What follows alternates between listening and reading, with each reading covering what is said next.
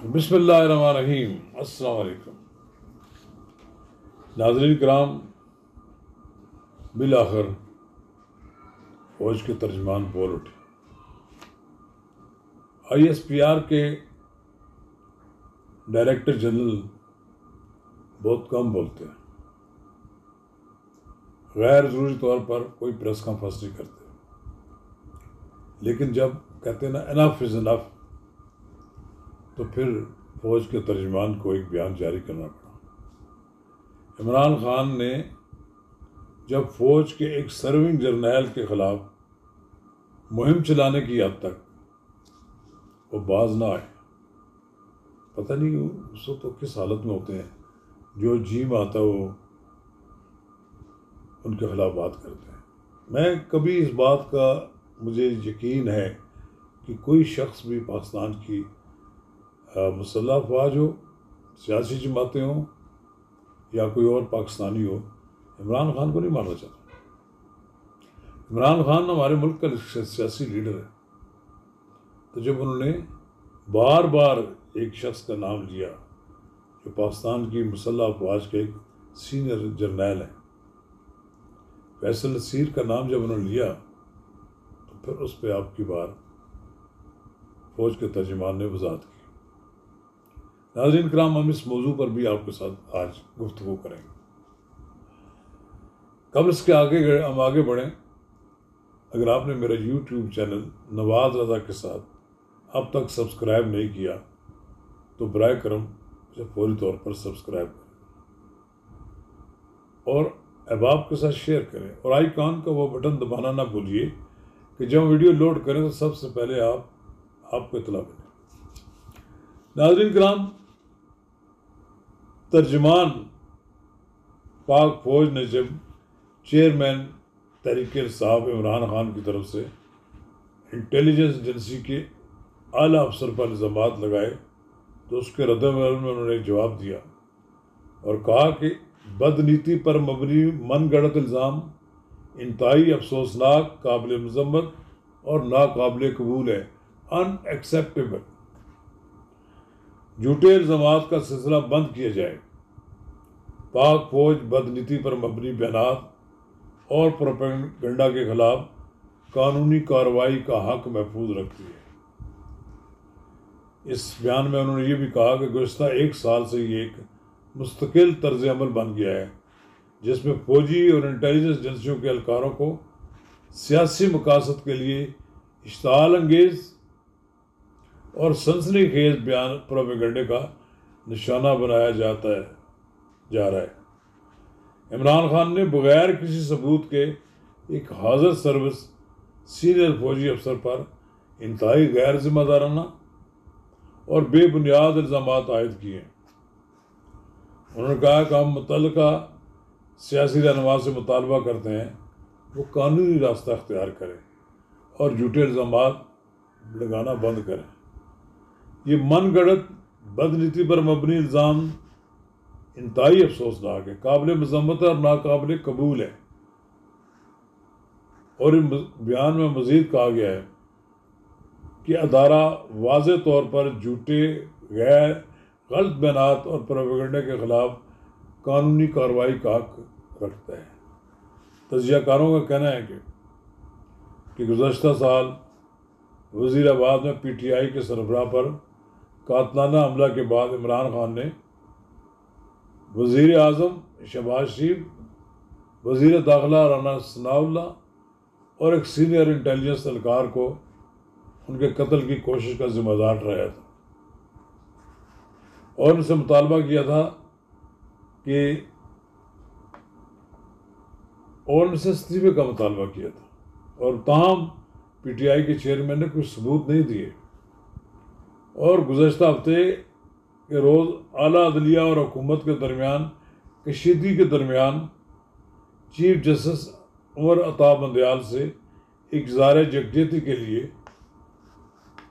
P T I کی جانب سے مختلف شہروں میں نکالی گئی احتجاجی ریلیوں سے خطاب کرتے ہوئے ایک بار پھر عمران خان نے سابق آرمی چیف قمر جاوید باجوہ اور حاضر سروس اعلیٰ فوجی افسر پر تنقید کی اور الزامات لگائے تھے۔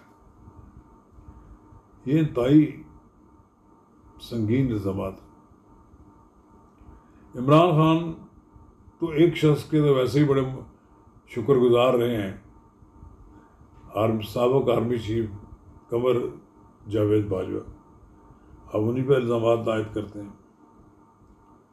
پہلے یہ بات یہ ہے، کیا اگر ان کو ایجنسیاں مارنا چاہتی ہیں تو کوئی ان کے لیے کوئی رکاوٹ تھی؟ کہیں کچھ کرنا چاہتے ہو تو کچھ نہیں ہو سکتا، کچھ نہیں۔ لیکن کوئی نہیں کر رہا ایسا بات، انہیں کیا ضرورت ہے ان کو مارنے کی؟ اور پھر ایک بات یہ ہے کہ خان صاحب کو وہم ہے تو اس کا تو کوئی علاج کوئی نہیں ہے، اور پھر خان صاحب اپنی مقبولیت میں اضافہ اس بات کرنا چاہتے ہیں کہ کہا جائے کہ مجھے اسٹیبلشمنٹ سے ڈر ہے اور مجھے مروا دے گی۔ یہ بات ان کے کہیں ذی شعور میں ہے، خوف ان کے اندر پایا جاتا ہے، اسی خوف کی وجہ سے وہ مختلف اداروں کے ساتھ لڑ رہے ہیں۔ یہ وارننگ جو ISPR نے دی ہے، اس وارننگ میں بڑی بات یہ ہے کہ قانونی کارروائی کا حق رکھتا ہے ادارہ، یعنی آپ کے خلاف مقدمہ بنایا جا سکتا ہے کہ فوج کے جرنیلوں کو بدنام کرنے کا۔ پھر آپ نے ایک اور بات کی کہ ان کو یہ کہا گیا کہ اس کے بارے میں کہ ان ایکسیپٹیبل، جو ان کے الزامات ہیں کوئی قابل قبول نہیں ہے۔ آپ نے آرمی چیف سے ملنے کی، موجودہ آرمی چیف سے ملنے کی خان صاحب کتنی کوشش کی، انہوں نے کہا ہم کسی سے نہیں ملتے، آپ اپنے معاملات خود نپٹائیں۔ اگر ایسی بات نہیں ہے تو آپ فوج کے ساتھ جو آپ کی کارکنوں نے کر رہے ہیں، کیا یہ اس بات کی قانون اجازت دیتا ہے کہ کور کمانڈر کے لاہور کے گھر پر حملہ کروایا جائے؟ پھر وہاں پہ جو توڑ پھوڑ کی گئی ہے، کئی چیزیں توڑ پھوڑ دی گئی ہیں، باہر کئی جگہ پہ کوئی مانومنٹس لگے ہوئے تھے ان کو توڑ دیا آپ نے، یادگاریں۔ پھر یہی کام پھر ملتان میں بھی ہوا، اور سب سے بڑی بات GSK کے بارے بھی ہوا۔ 2000 آدمی کو ہو جاتے ہیں، تماشبین بھی ہوتے ہیں، کھڑا دیکھ رہے ہوتے ہیں کیا ہو رہا ہے۔ پھر آپ کے کچھ لوگ فیض آباد میں ISI کے وہاں پر حمزہ کیمپ پر انہوں نے وہاں حملہ کرنے کی کوشش کی۔ انہوں نے سمجھا کہ جیسے یہ پولیس کے کسی اسٹیشن کی طرف جا رہے ہیں تو ہمیں کچھ کہا نہیں جائے گا۔ پھر پولیس پھر وہاں قریب کو نہیں پھٹکا، وہاں پر جب انہوں نے ان کی پکڑ دکڑ اور ان کے خلاف کارروائی شروع کی تو کوئی وہاں آدمی نہیں کھڑا ہوا۔ میں آج بھی یہ کہتا ہوں کہ مسلم لیگ نون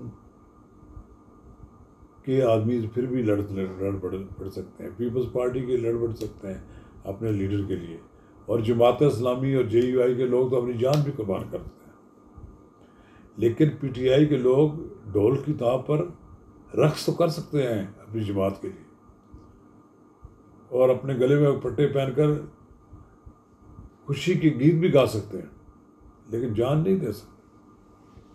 اگرچہ اس شور شرابے میں ایک جان گئی ہے وہاں پر کوئٹہ میں، پہلے بھی ایک جان جا چکی ہے، لیکن کوئی اس طرح کے لوگوں کو نہیں ہارڈ لینے کی جا کریں۔ لیکن آپ نے اپنے کارکنوں کو جو راہ دکھائی ہے، یہ راہ نواز شریف نے پرویز مشرف کے مارشلہ میں بھی نہیں دکھائی، ضیاء الحق کے مارشلہ میں بھی ایسا نہیں دکھایا گیا۔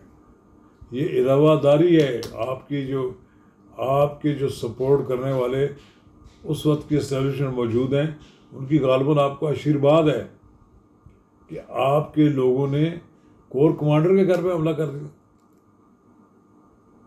کیا، اور میں سمجھتا ہوں حیران کن بات ہے کہ کیا پولیس کا پہلے سے انتظام نہیں کیا گیا تھا اس بات کا؟ کوئی لوگوں کو کھلی چھٹی دی گئی کہ وہاں جا کر بدماشی کریں اور ہنگامہ پیدا کریں؟ کسی صورت معاف نہیں ہونا چاہیے لوگوں کو، کوئی کمپرومائز نہیں ہونا چاہیے جو پاکستان کی مسلح افواج کے خلاف انگلی اٹھائے، دانستہ مسلح افواج کو بدنام کرنے کی کوشش کرے۔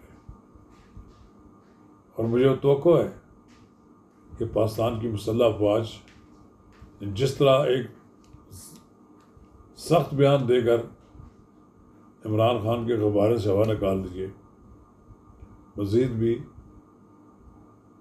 ان لوگوں کے خلاف کارروائی ہوگی کہ جنہوں نے کور کمانڈر کے گھر پر حملہ کیا، دونوں کور کمانڈر کے GHQ پہ کیا. ان کی فوٹیج موجود ہوگی. ان کو گرفتار کر کے قرار واقعی سزا دینا عین قانون کے مطابق ہے. کوئی شخص اس بات کی حمایت نہیں کر سکتا کہ مسلح افواج کے خلاف اس طرح کی کوئی کارروائی کرے. شکریہ.